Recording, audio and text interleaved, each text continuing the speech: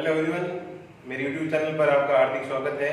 यदि आप मेरे चैनल पर नए हैं तो मेरे चैनल को सब्सक्राइब करें तथा वीडियो को शेयर एवं लाइक करें। अपन विलियन चैप्टर के अंदर सांद्रता की इकाइयां वो पढ़ रहे थे और सांद्रता की इकाइयों के अंदर आज अपन वो बात करेंगे मोलनता के बारे में। मोलनता मोलनता को अपन स्मॉल एम के द्वारा वो प्रदर्शित करते हैं। मोलनता क्या होती है? 1 किलोग्राम विलायक में उपस्थित विलेय के मूलों की संख्या को मोलनता कहते हैं। मोलनता कहते हैं 1 किलोग्राम विलायक में उपस्थित विलेय के मोलों की संख्या को मोलनता कहते हैं। तो अब अपन मोलनता को लिख सकते हैं। मोलनता small m is equal to विलेय के मोलों की संख्या विलेय के मोलों की संख्या बटा विलाय का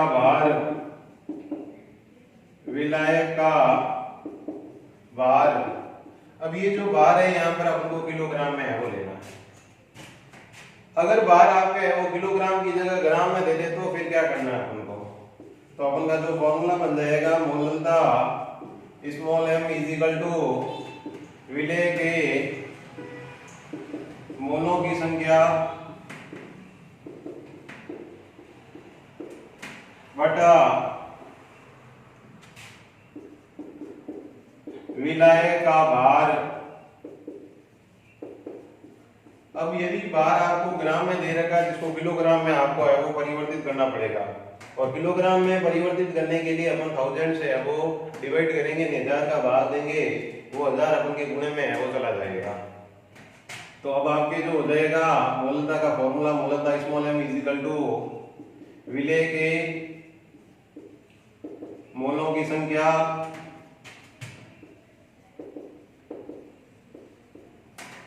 into 1000 अपॉन विलाय का भार। अब ये जो विलाय का भार है वो ग्राम के अंदर है। अपने विलाय का भार अगर ग्राम में दे दिया तो ऊपर 1000 से अपन को गुणा करना पड़ेगा। अब ये आपकी जो मोलों की संख्या है, ये मोलों की संख्या है वो क्या होती है इसके बारे में अपने पहले वीडियो के अंदर है वो बात कर रखी है। मोल को अपन कैसे है वो ज्ञात करते हैं। मोल इज इक्वल टू पदार्थ की ग्राम में मात्रा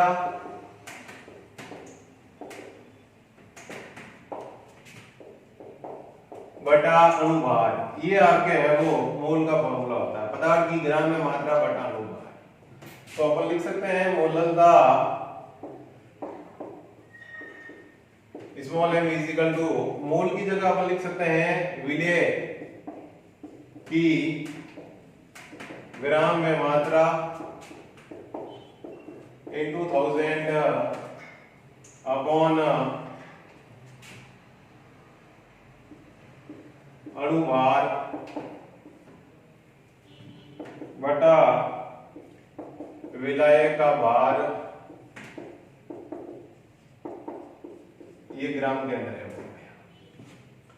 तो अपन के मोलनता small m is equal to विलेय की ग्राम में मात्रा into 1000 अपॉन अणुभार into विलाय का भार। ये अपन के है वो मोलनता का फॉर्मूला है वो निकलकर है वो आता है। अब इस फॉर्मूले को अपन शॉर्ट में भी ये लिख सकते हैं। शॉर्ट में कैसे लिखेंगे उसके बारे में देखते हैं अपन।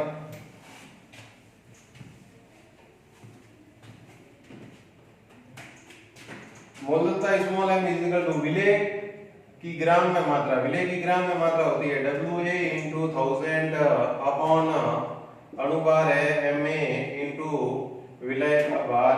ये आपके आ गया WB ग्राम के अंदर।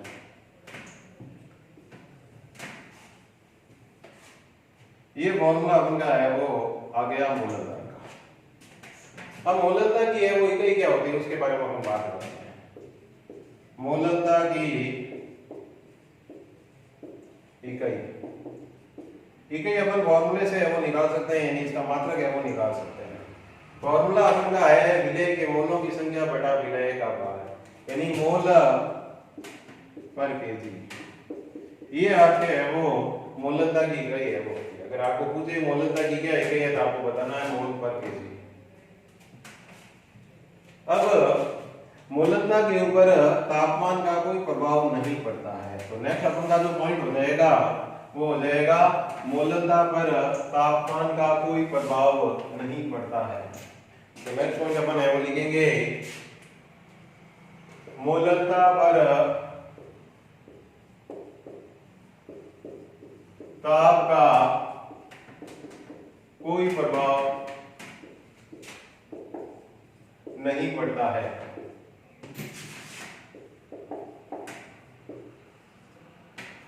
अगर आपको क्वेश्चन पूछ ले कि मोलता के ऊपर तापमान का प्रभाव पड़ेगा या नहीं पड़ेगा, तो अपन को बताना है मोलता के ऊपर तापमान का कोई प्रभाव नहीं पड़ता है। कौन कौन सी सांद्रता की इकाइयां जिनके ऊपर तापमान का प्रभाव नहीं पड़ता है, तो उसमें फर्स्ट आपके होगी मोलता, सेकंड आपके है मोल बिन, थर्ड आपके है द्रव्यमान प्रतिशत,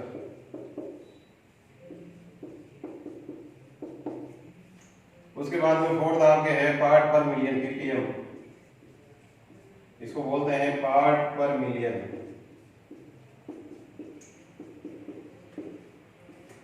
ये जो सांद्रता की इकाइयां होती है इनके ऊपर तापमान का प्रभाव नहीं पड़ता है, क्योंकि इन सभी के अंदर अपन है वो भार का है वो प्रयोग करते हैं, आयतन का प्रयोग इनके अंदर है वो नहीं होता। जिन सांद्रता की इकाइयों के अंदर आयतन प्रयुक्त होता है उनके ऊपर तापमान का प्रभाव पड़ता है, और जिन सांद्रता की इकाइयों के अंदर द्रव्यमान अपन है वो लेते हैं विलयन का या विलय का, उनके ऊपर तापमान का प्रभाव नहीं पड़ता है।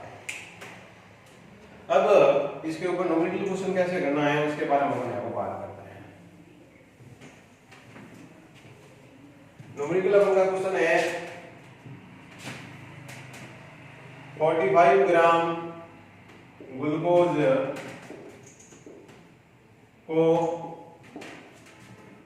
500 ग्राम जल में घोला गया है।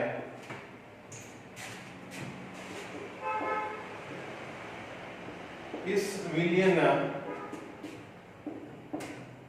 की मोलता ज्ञात कीजिए। ये आपका है वो क्वेश्चन है। 45 ग्राम ग्लूकोज को 500 ग्राम जल में घोला गया है, इस विलयन की मोलता ज्ञात कीजिए। तो सबसे पहले अपन को क्या चीज दे रही है उसको अपन वो लिख लेंगे। जब भी न्यूमेरिकल क्वेश्चन किया जाता है तब जो अपन को गिवन है पर्सन के अंदर उसको अपन है वो लिख देंगे, जो आपको दिया हुआ है उसको सबसे पहले आप है वो लिख लो, फिर आपको है वो फॉर्मूला है वो लगाना है, और फॉर्मूला लगाने के बाद में अपन उसको क्या निकालना है उसको अपन आसानी से है वो निकाल सकते हैं। तो दिया गया है विलय की ग्राम में मात्रा WA इक्वल टू आपके दे रखा है 45 ग्राम, WB विलय का भार, विलय के अंतल है और विलय का भार दे रखा है आपके 500 ग्राम, फिर आपके दे रखा है MA यहाँ पर है वो विलय का अणुभार। तो ग्लूकोज का जो अणुभार होता है वो अपन को पता है 180 आपके मोल ग्राम प्रति मोल। ये आपके है वो इसका अणुभार होता है ग्लूकोज का। इन सभी को अपन फॉर्मूले के अंदर है वो लिखेंगे। Formula small m is equal to आपके हो गया WA into 1000 upon MA into WB। तो m is equal to WA यहाँ पर दे रखा है 45 into 1000 अपॉन 180 into WB की जगह यहाँ पे आ गया 500। तो इसको अपन सॉल्व आउट कर लेते हैं। तो ये आपके m इज इक्वल टू है वो आ गया 1/2 यानी 0.5 मोल पर केजी। ये आपके है वो मोलता है वो निकल गई इस विलयन की। तो इस प्रकार अपन को न्यूमेरिकल क्वेश्चन है वो करते हैं। अब नेक्स्ट जो सांद्रता की गई है वो है मोल भिन्न। तो ये आपके होगी मोलनता।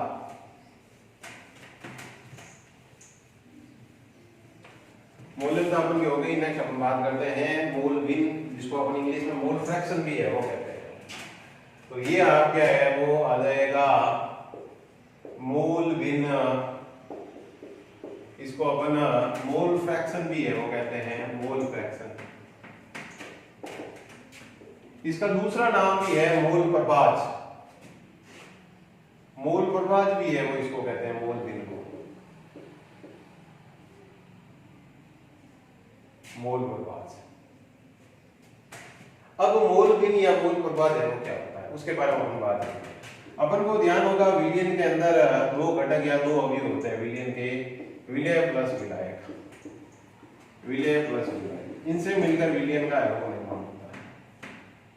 तो विलयन में उपस्थित किसी एक अवयव के मोल तथा विलयन के कुल मोलों के अनुपात को मोल भिन्न या मोल प्रभाज कहते हैं। विलयन में उपस्थित किसी एक अवयव के मोल तथा विलयन के कुल मोलों के अनुपात को मोल भिन्न या मोल प्रभाज कहते हैं। विलयन में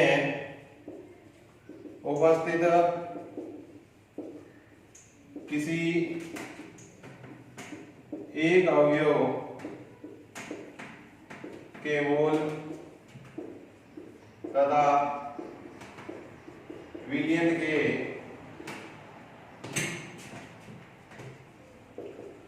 मोल तथा विलयन के कुल मोलों के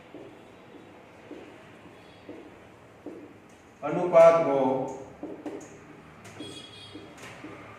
मोल भिन्न कहते हैं। विलयन में उपस्थित किसी एक अवयव के मोल तथा विलयन के कुल मोलों के अनुपात को मोल भिन्न कहते हैं। तो अब मोल भिन्न कैसे अपन निकालते हैं इसके बारे में अपन है वो बात करते हैं। यानी विलय और विलायक दोनों के मोल भिन्न अपन कैसे है वो ज्ञात करेंगे। सबसे पहले अपन बात करते हैं विलय के मोल भिन्न के बारे में। विलय के मोल भिन्न, फर्स्ट विलय के मोल भिन्न। विलय के मोल भिन्न को अपन x a के द्वारा है वो प्रदर्शित करते हैं। तो x a इक्वल टू आपके हो जाएगा विलय के मोल बटा विलयन के मोल।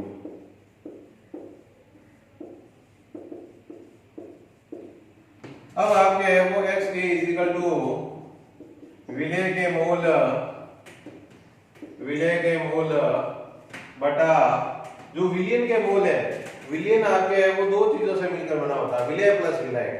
तो आपके हो जाएगा ये विलय के मोल, विलय के मोल प्लस विलायक के मोल, विलायक के मोल। x a इक्वल टू विलय के मोल को अपन लिख सकते हैं Na बटा Na, विलय के मोल प्लस विलायक के मोल हो जाएगा Nb। तो x a इक्वल टू आपके हो गया Na upon Na plus Nb। अब आपको ध्यान होगा मोल इक्वल टू होता है पदार्थ की ग्राम में मात्रा बटा मोल भार। तो आपकी ये जो Na है उसकी जगह अपन लिख सकते हैं Wa अपॉन Ma। यानी जो मोल होता है वो होता है पदार्थ की ग्राम में मात्रा। तो यहाँ विलय है तो जाएगा Wa अपॉन उसका अनुपात करेंगे। तो ये आपके हो गया Na की जगह आपके Wa अपॉन Ma बटा Wa upon Ma plus Wb upon Mb। ये फॉर्मूला है वो अपन को प्राप्त हो गया, यानी कि विलय के मोल भिन्न अपन ने है वो निकाल दिए। इस फॉर्मूले के द्वारा अपन विलय के मोल भिन्न है वो ज्ञात कर सकते हैं, निकाल सकते हैं। x equal to Na upon Na plus Nb। इसी प्रकार अपन है वो विलय के मोल भिन्न है वो ज्ञात कर सकते हैं।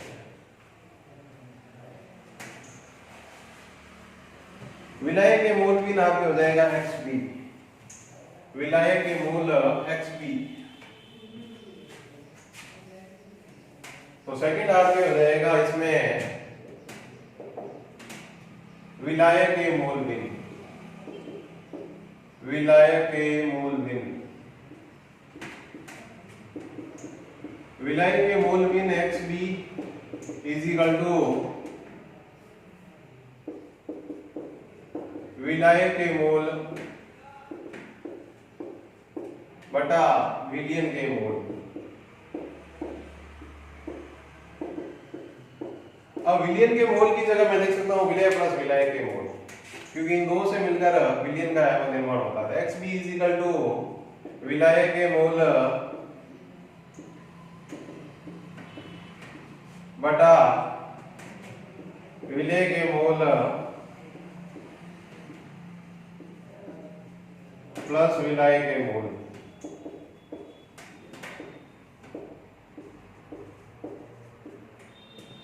अब ये आपके है वो X B is equal to विलय के मूल को अपन लिख सकते हैं एन बी अपॉन विलय के मूल है N A plus N B.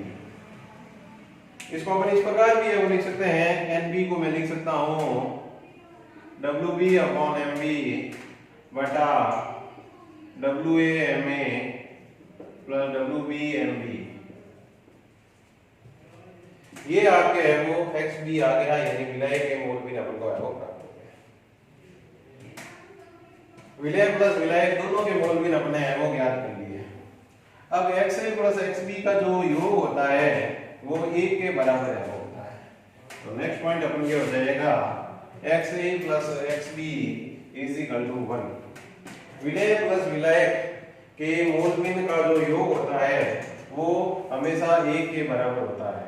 तो X A plus X B is equal to आपके होता है। अब इन दोनों में से अगर आपको एक दे रखा है, एक ज्ञात है, तो दूसरा अपन वो निकाल सकते हैं। तो एक्स ए अगर आपको निकालना है, एक्स बी दे रखा है तो 1 माइनस एक्स बी है वो जाएगा। तो X A is equal to 1 minus X B है वो। इसी प्रकार अगर एक्स ए दे रखा है, एक्स बी निकालना तो X B is equal to आपको हो जाएगा 1 माइनस एक्स बी। तो बहुत इंपॉर्टेंट पॉइंट है, X A plus X B is equal to आपके होता है। अब नेक्स्ट पॉइंट जो अपन के पास है वो है कि मूल भिन्न की कोई इकाई नहीं होती है, यानी जो मूल भिन्न होता है वो मात्रकहीन होता है। तो नेक्स्ट अपन लिखेंगे मूल भिन्न की इकाई। तो मूल भिन्न है वो इकाईहीन है, इकाईहीन, या फिर अपन कह सकते हैं मात्रकहीन है। अगर आपको क्वेश्चन आ जाए कि निम्न में से सांद्रता की कौन सी इकाई इकाईहीन या मात्रकहीन है, तो आपको बताना है मूल भिन्न। मूल भिन्न है वो इकाईहीन है, यानी कि इसका कोई मात्रक नहीं होती है। अब नेक्स्ट अपन इसके ऊपर है वो न्यूमेरिकल क्वेश्चन है वो करते हैं। किस प्रकार न्यूमेरिकल क्वेश्चन है वो आएगा उसके बारे में अपन है वो बात करते हैं। तो नेक्स्ट अपन क्या हो जाएगा न्यूमेरिकल क्वेश्चन इसका। अपन का क्वेश्चन है 3.65 ग्राम HCl को 16.2 ग्राम जल में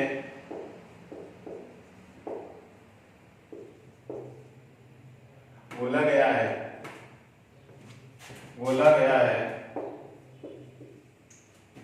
तो परिणामी विलयन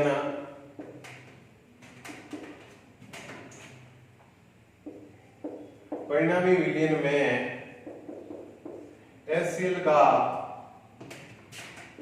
मूल भिन्न है। ये अपन का क्वेश्चन है। अब स्टूडेंट इसके अंदर आपको ध्यान ये रखना है कि जो HCl है इसकी मात्रा है वो कम है। तो HCl यहाँ पर आपके है वो विलय है।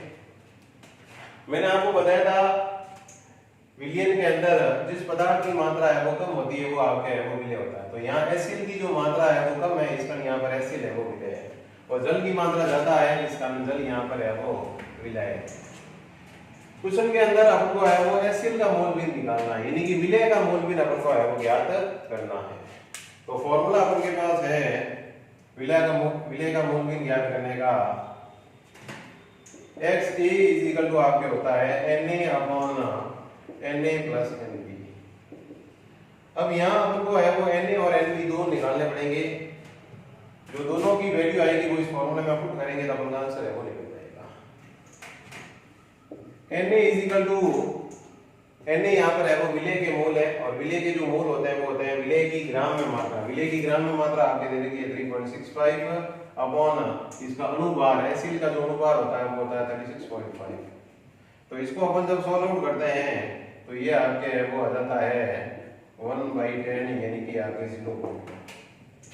इसी प्रकार Nb निकाल लेंगे। Nb इज इक्वल टू आपके हो जाएगा, Nb यहाँ विलय के मोल है यहाँ पर, तो विलय के मोल इज इक्वल टू होता है विलय का भार बटा उसका अनुभार। तो Nb इज इक्वल टू विलय का भार दे देगा 16.2 अपॉन उसका अनुभार, जल का जो अनुभार होता है वो होता है 18। तो इसको जब अपन सॉल्व आउट करते हैं तो ये आपके आ जाता है 9/10 यानी कि 0। तो Na और Nb दोनों का मान अपन को है वो प्राप्त हो गया। ये जो वैल्यू है वो इस फॉर्मूले के अंदर अपन है वो रख देंगे। तो अब आपके है वो XA is equal to, Na की जगह अपन लिखेंगे 0.1 अपॉन Nb की जगह अपन है वो नीचे है Na प्लस Nb, तो 0.1 प्लस 0.9। तो XA इज इक्वल टू आपके आ गया 0.1 अपॉन, इन दोनों को जब अपन ऐड करता है तो 1 आता है, तो XA इज इक्वल टू आपके आ गया 0.1 मोल। यही आपके है वो HCl का मोल भी नहीं, यानी विलय का है वो मोल भी। तो ये इस प्रकार अपन ने है वो मोल भी जो न्यूमेरिकल क्वेश्चन किस प्रकार अपन को करना है उसके बारे में अपन है वो देखा। नेक्स्ट सांद्रता की इकाइयों के बारे में कुछ और न्यूमेरिकल क्वेश्चन है, उसको अपन है वो यहाँ पर है वो करेंगे।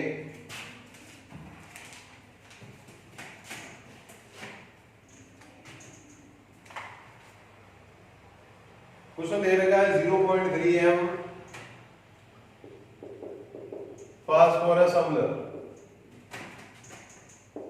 फास्फोरस अम्ल का फॉर्मूला होता है H3PO3 की नॉर्मलता है। अपन को नॉर्मलता है वो ज्ञात करनी है। मोलरता विलीन की है वो दे रखी है, तो अगर मोलरता दे रखी है नॉर्मलता निकालनी है तो उसके लिए फॉर्मूला मैंने आपको बताया था, नॉर्मलता इज इक्वल टू होता है अनुभार बटा तुल्यांकी भार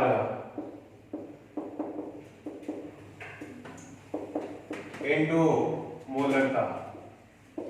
ये फॉर्मूला आपके पास है अगर नॉर्मलता आपको है वो ज्ञात करनी है तो इसके अंदर अपन को अनुभार और तुल्यांकी भार की है वो आवश्यकता पड़ेगी। वो कैसे अपन है वो निकालेंगे। H3PO3 इसका जो अनुभार होता है वो अपन कैसे ज्ञात करेंगे। अनुभार का सीधा सा होता है कि अणु के अंदर उपस्थित जो परमाणु होते हैं उनके परमाणु भारों का जो योग होता है उसी को अपन अनुभार कहते हैं। तो यहाँ हाइड्रोजन का होता है 1, इसको 3 से मल्टीप्लाई करेंगे क्योंकि इसकी संख्या है वो 3 दे रखी है यहाँ पर, तो ये आपके आ गया 3। फास्फोरस का होता है 31, यहाँ पर इसकी जो संख्या है वो 1 है, यानी एक ही परमाणु है फास्फोरस का, तो ये 31 आ जाएगा। ऑक्सीजन का परमाणु भार होता है 16, इसको 3 से मल्टीप्लाई करेंगे क्योंकि यहाँ पर इसकी जो संख्या है वो 3 है, तो ये आपके 16 × 3 होता है 48। अब जब अपन इनको ऐड कर देते हैं तो ऐड करने पर ये आपके आ जाता है 82, यानी कि 82 है वो अनुभार हो गया H3PO3 फास्फोरस अम्ल का। अब अपन तुल्यांकी भार है वो ज्ञात करेंगे। फास्फोरस अम्ल है और अम्ल का जो तुल्यांकी भार होता है उसके लिए मैंने फॉर्मूला बताया था, अम्ल का तुल्यांकी भार इज इक्वल टू आपके होता है उसका अनुभार बटा सारकता। और सारकता के बारे में मैंने बताया था कि सारकता जो होती है वो होती है अम्ल द्वारा त्यागे गए H+ आयनों की संख्या। तो H3PO3 को जब अपन जल के अंदर घोलते हैं तो ये 2 H+ आयनों का है वो त्याग करता है। ये 2 का त्याग कैसे करेगा उसको अपन इसकी स्ट्रक्चर से समझ सकते हैं। ये इस प्रकार की इसकी स्ट्रक्चर है वो होती है। ये जो 2 हाइड्रोजन है जो ऑक्सीजन से कनेक्ट है ये जल में घोलने पर बाहर निकलेंगे। ये हाइड्रोजन फास्फोरस से जुड़ा हुआ होता है, इस कारण ये जल में घोलने पर बाहर नहीं निकलेगा। यहाँ पर इसका जो अनुपात है वो आपके 82 अपॉन सारकता इसकी होगी 2, तो ये आपके आ गया 41। तो तुल्यांक भार हो गया आपके इसका 41। अब इन को अपन इस फॉर्मूले के अंदर है वो पुट कर देंगे, फॉर्मूले के अंदर है वो रखेंगे। तो फॉर्मूले में रखने पर आपके है वो क्या आ जाएगा, नॉर्मलता n इज इक्वल टू अनुभार आपके है 82 अपॉन तुल्यांक भार 41 इनटू आपके मोलरता क्वेश्चन के अंदर दे रखी है 0.3 m, तो ये 0.3 आपके आ गया। तो ये 2 इसको मल्टीप्लाई करते हैं तो ये जो नॉर्मलता आपके आ गई वो 0.6 है। तो इस प्रकार अपन ने है वो नॉर्मलता ज्ञात कर ली, अगर अपन को है वो मोलरता दे रखी है। तो नेक्स्ट क्वेश्चन अपन है वो लेते हैं।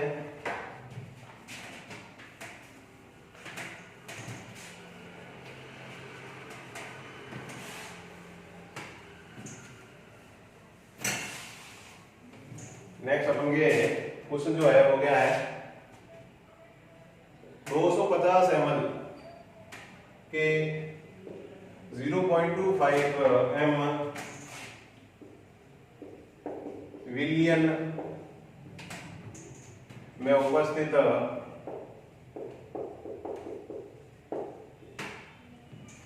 निर्जलीय सोडियम कार्बोनेट Na2CO3 की मात्रा है। इस क्वेश्चन के अंदर अपन को है वो विलयन की मोलरता है वो दे रखी है और विलय की ग्राम में मात्रा है वो ज्ञात करनी है, यानी कि WA अपन को है वो ज्ञात करना है। विलयन का जो आयतन है V है वो दे रखा है 250 ml, मोलरता दे रखी है 0.25 m। Na2CO3 सोडियम कार्बोनेट का जो अनुपात होता है यानी कि Ma है वो 106 है, वो दे रखा है, ठीक है। और ये आपके हो जाएगा ग्राम प्रति मोल अनुपात। अब फॉर्मूला अपन के पास है m इक्वल टू आपके होता है WA into 1000 upon MA into VML के अंदर m की जगह यहाँ पर अपन लिख देंगे 0.25, WA अपन को ज्ञात करना है into 1000 अपॉन MA है 106 into V दे रखा है 250 ml। इसको सॉल्व आउट कर लेते हैं अपन। तो ये WA इज इक्वल टू आपके आ जाता है 0.25 into 106 अपॉन 4। तो अपन इसको सॉल्व आउट करेंगे तो WA इज इक्वल टू आपके आएगा 6.625 ग्राम। ये विलय की ग्राम में मात्रा है वो प्राप्त होगी। तो इस प्रकार अपन है वो न्यूमेरिकल क्वेश्चन है वो कर सकते हैं, यानी कि अगर आपको विलय की ग्राम में मात्रा ज्ञात करनी है और मोलरता है वो दे रखी है तो इस प्रकार अपन है वो करेंगे इसको। तो ये आपके है वो कुछ न्यूमेरिकल क्वेश्चन थे जो अपन ने यहाँ पर है वो किए। अब नॉर्मलता के बारे में मैंने नेक्स्ट वीडियो के अंदर आपको है वो पढ़ाया था। अब उसी के ऊपर 2-3 पॉइंट है वो बचे हुए हैं, वो उसके बारे में अपन है वो डिस्कस कर लेते हैं यहाँ पर। नॉर्मलता के अंदर कभी कभी टर्म्स है वो दे रखी होती है सेमी नॉर्मल। ये आपको है वो क्वेश्चन के अंदर है वो लिखा हुआ मिलेगा सेमी नॉर्मल। तो इस सेमी नॉर्मल का मतलब क्या होता है, ये कौन सा विलयन होता है सेमी नॉर्मल? तो सेमी नॉर्मल का मतलब आपके होता है n/2। एक आपके होता है पेंटी नॉर्मल, ये लिखा हुआ मिलता है आपको क्वेश्चन के अंदर।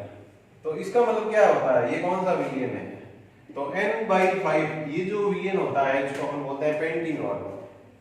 तो सेमी नॉर्मल आपके हो गया n/2, पेंटी नॉर्मल आपके हो गया n/5। एक आपके होता है सेंटी नॉर्मल, ये आपके होता है n/100। नेक्स्ट आपके है डेसी नॉर्मल। डेसी नॉर्मल का मतलब होता है n/10। ये कुछ कीवर्ड्स है जो अपन को क्वेश्चन में मिलेंगे कि सेमी नॉर्मल विलयन दे दिया, पेंटी नॉर्मल विलयन दे दिया, डेसी नॉर्मल विलयन दे दिया, सेंटी नॉर्मल विलयन दे दिया। तो इसका क्या अर्थ है वो होता है, तो इसका ये आपके है वो मतलब है वो निकलता है, ये वैल्यू है वो होती है। ओके स्टूडेंट, ये अपन ने वो सांद्रता इकाइयों के बारे में वो बात की। Thank you.